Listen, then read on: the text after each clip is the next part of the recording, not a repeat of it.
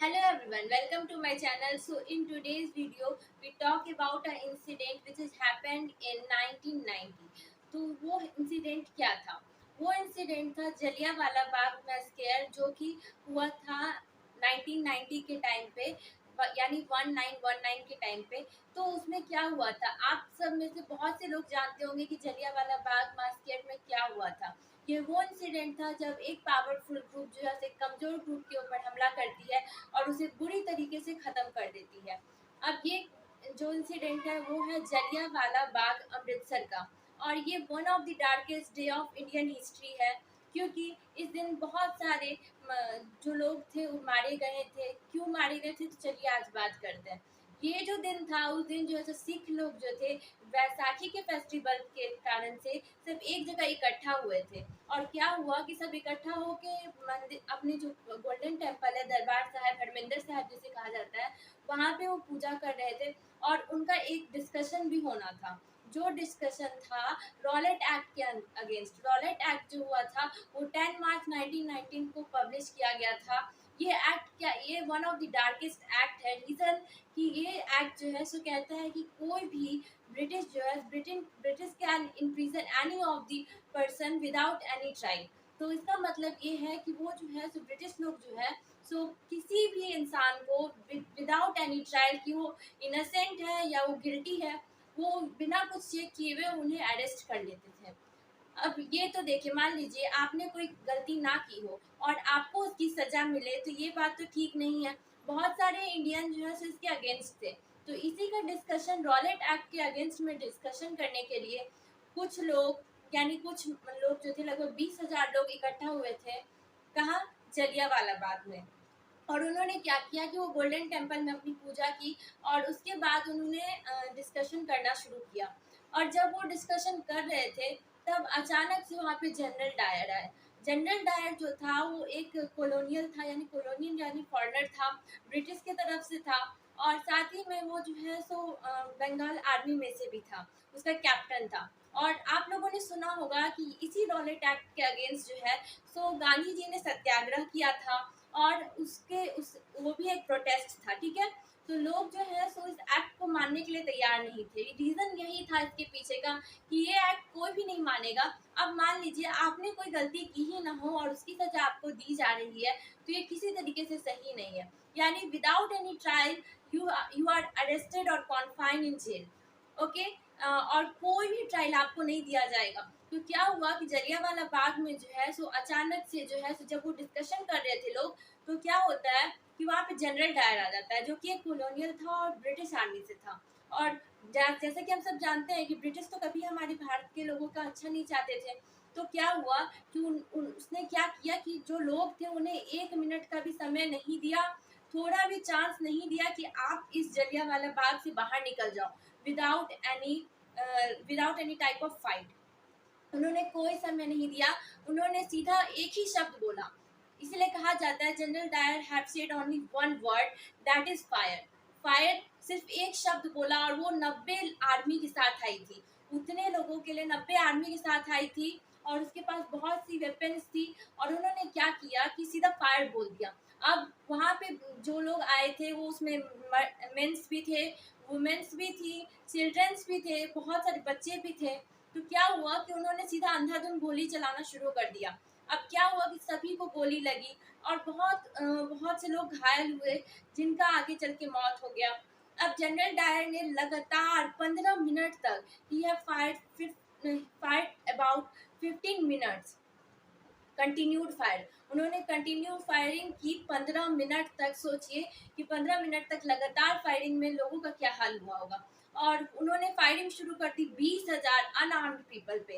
अब तो ये तो मानते हैं कि आपके पास वेपन्स था, वो लोग बेचारे अपने आप को बचाने के लिए कुछ कर भी नहीं सकते थे। तो ऐसा हुआ था वहाँ। उसके बाद जलियांवाला बाग में जो है सो एग्जिट डोर सिर्फ एक था।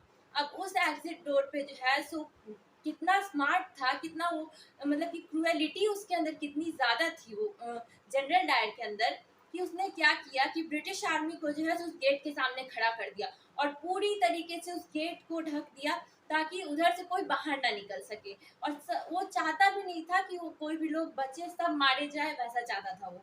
तो कोई चाहे भी तो बच के वहां से बाहर निकल सकता था। और जलियांवाला बाग जो जगह है उसका ना साइड्स जो है तो बहुत ऊंचाई पे है, उस पर चढ़ के बाहर जाना उतना इजी नहीं था। और मैं बताऊं तो जलियांवाला बाग में एक वेल प्रेजेंट है। वेल यानी कुआं, एक कुआं प्रेजेंट है। बहुत से लोग सोचे कि अब इस फायरिंग से बचने का एक ही ऑप्शन है कि हम उस कुएं में कूद जाए। वो कुएं में कूद गए तो फिर क्या हुआ कि उसमें से भी कोई नहीं बचा, और बहुत सारी लगभग अबाउट 200 डेड बॉडीज उसमें से निकली। और उसने लगातार गोली चलाई, गोली चलाते ही रहे। उसकी क्रुएलिटी की जो निशान है, जो भी मार्क है, वो आज तक जलियांवाला बाग का दीवार कहता है। और साथ साथ उसकी जितनी भी बुराइयां थी सबका एक सबूत है ये जलियांवाला बाग।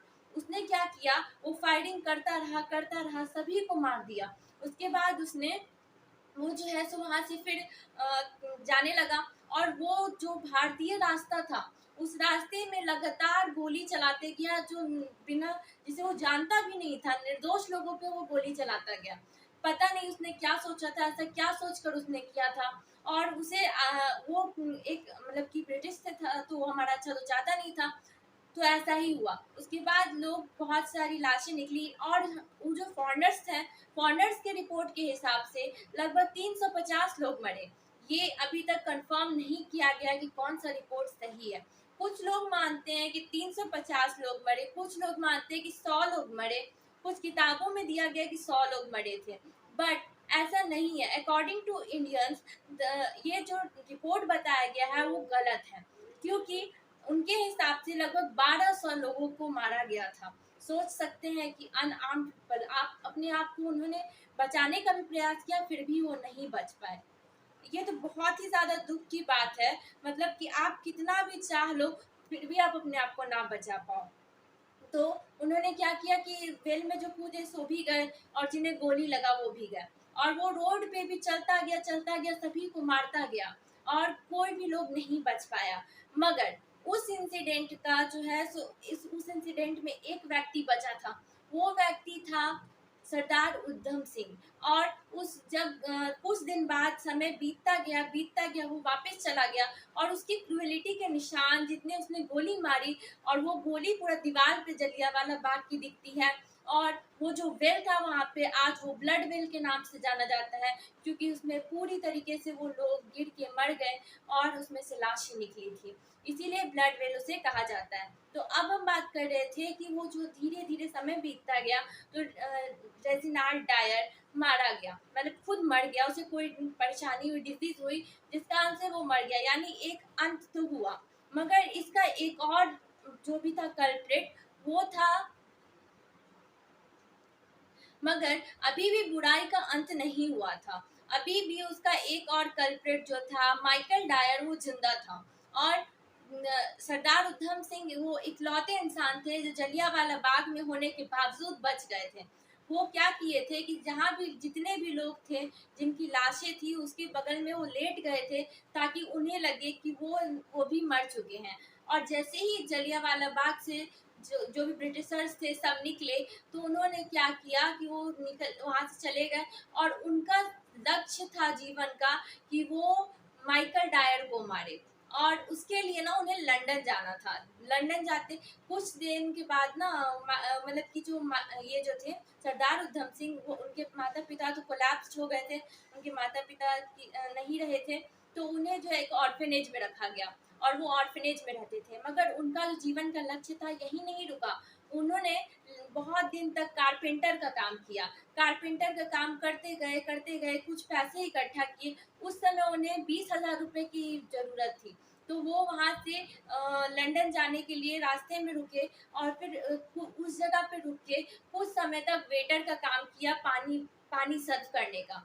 और धीरे धीरे थोड़ा और पैसा जमा किया। उसके बाद जो है सो फॉरेन में, तो हम बात करते हैं आगे कि क्या हुआ था। तो ये जो इंसिडेंट रियलिटी में जो हुआ था वो हुआ था 13 अप्रैल 1919 को। तो क्या हुआ कि वो जो है तो कुछ समय वेटर का काम किया और कुछ पैसा इकट्ठा किया।